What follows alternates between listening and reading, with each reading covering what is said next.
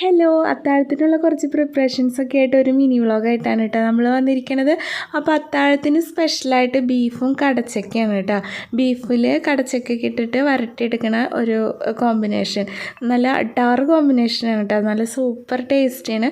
അപ്പോൾ അത് ഞാൻ റെഡിയാക്കിക്കൊണ്ടിരിക്കുകയാണ് കേട്ടോ. അപ്പോൾ ഈ ഫൈനൽ ലുക്ക് ഇങ്ങനെയാണ് കേട്ടോ നമ്മുടെ ബീഫ് കടച്ചക്ക.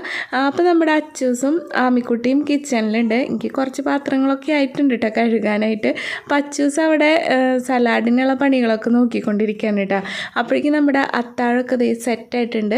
അപ്പോൾ അമ്മ കടച്ചയ്ക്കും ബീഫ് കഴിക്കാത്ത കാരണം അമ്മയ്ക്ക് കടച്ചക്ക ഉപ്പേരി തന്നെയായിട്ട് നമ്മുടെ തൃശ്ശൂർക്കാരുടെ സ്റ്റൈലുള്ള ഉപ്പേരി വെച്ചിട്ടുണ്ട് കേട്ടോ.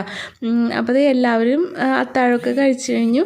അപ്പോൾ ഇങ്ങനെ സ്പെഷ്യലൊക്കെ ഉള്ള കാരണം ഞാനും കുറച്ച് ചോറൊക്കെ എടുത്തിട്ടുണ്ട് കേട്ടോ നൈറ്റ്. പിന്നെ ചോദിച്ചാണ് ചോറ് തന്നെ ഇഷ്ടം നൈറ്റ്.